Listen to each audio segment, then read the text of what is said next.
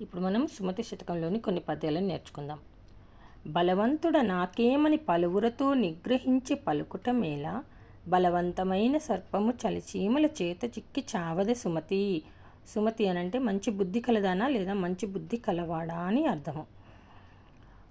తనకు శక్తి ఉన్నది కనుక తననెవ్వరూ ఏమీ చేయలేరని ఎక్కువ మందిని తీసి పారవేసి మాట్లాడినందువల్ల మంచి కలగదు.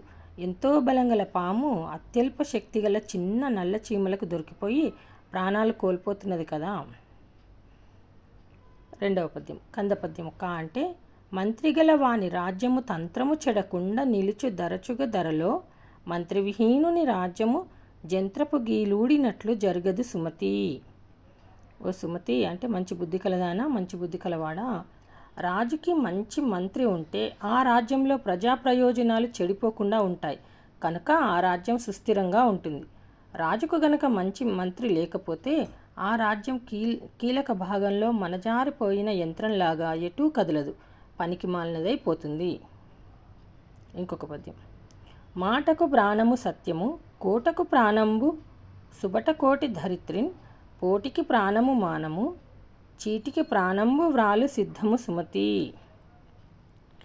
సుమతి అంటే మంచి బుద్ధి గలదానా మంచి బుద్ధి కలవాడా. మాటకు నిజం ప్రాణం వంటిది అంటే మాటలో ఎప్పుడు నిజమే ఉండాలి. కోటకు కాలిబంట్లు ప్రాణము వంటి వారు. మహిళకు గౌరవం ప్రాణం వంటిది. పత్రానికి సంతకం ప్రాణం వంటిది. వీటికి ప్రాధాన్యం ఎవరో తెచ్చిపెట్టినదో కల్పించినదో కాదు, వాస్తవమైనది.